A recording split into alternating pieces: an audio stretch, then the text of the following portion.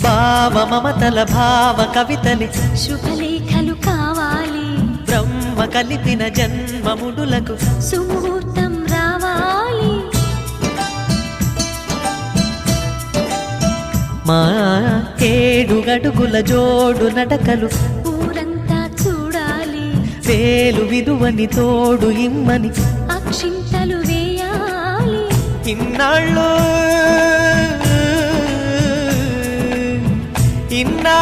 ఎదురు చూసే ఆశల రాజ్యంలో రాణిని తీసుకువచ్చే కళకళ కనబడగా గుండె గూటికి పండుగొచ్చింది,